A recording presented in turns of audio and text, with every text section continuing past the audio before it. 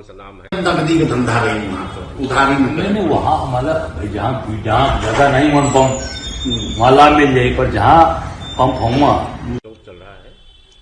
यहाँ तक कहा गया कि कुंभ में जिनको जो देखना था वो देखा, गिद्ध, सुअर, क्या क्या फिक्स जोड़ा गया।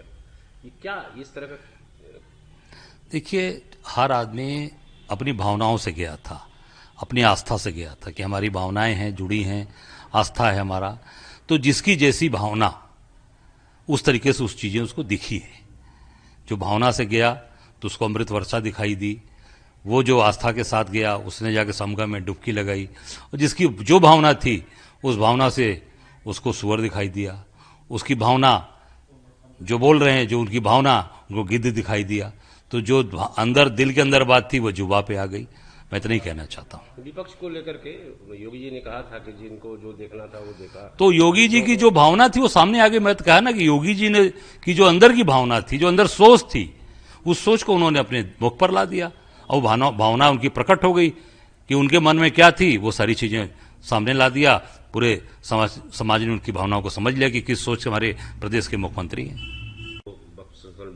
देखिए मैं इतना ही कहूंगा कि जो भी बिल ये लेकर आ रहे हैं उस बिल को निश्चित तौर से पूरे पार्लियामेंट में रखे, उस पर चर्चाएं होगी। उसके बाद उस पर मैं समझता हूं कि सारी चीजें सामने आ जाएंगी, अपने आप आ जाएगा।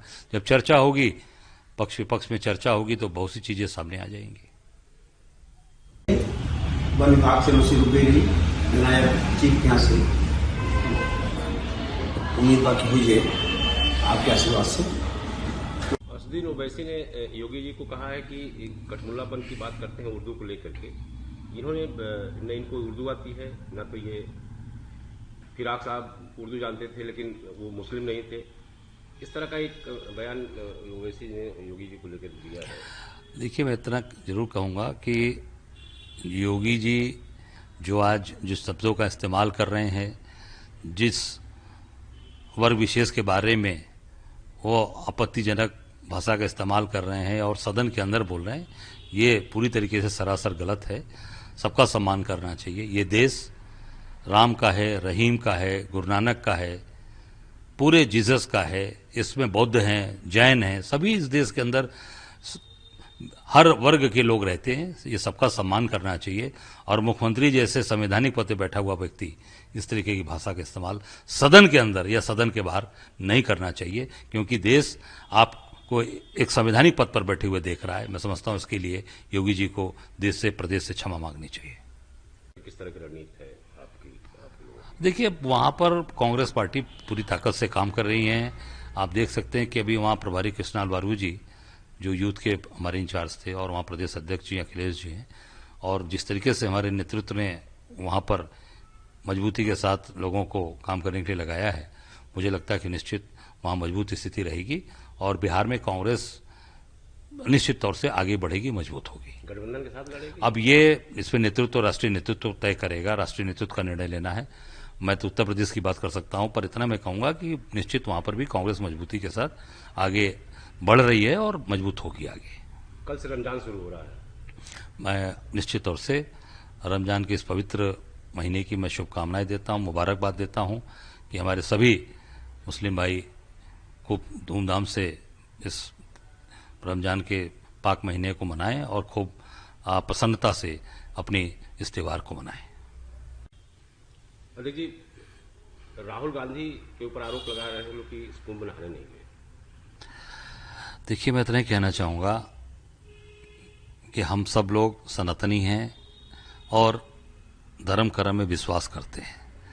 आदरणीय राहुल जी शिव भक्त हैं। आपने देखा होगा मानसरोवर की यात्रा करके वो गए, वहाँ पर कैलाश पर्वत का दर्शन करने। केदार जी पदयात्रा करके गए। इनकी सर्टिफिकेट लेने की जरूरत नहीं है इनसे। और मैं इतना जरूर कहना चाहूँगा कि हम सब लोग कांग्रेस के प्रदेश अध्यक्ष हैं और कांग्रेस के प्रतिनिधि के तौर पे जाकर मैंने संगम में स्नान किया और सबकी मंगल कामना, देश के लिए मंगल कामना और सबकी तरफ से मैंने जाकर प्रदेश अध्यक्ष के तौर पे जाकर डुबकी लगाई और सबकी मंगल कामना की है।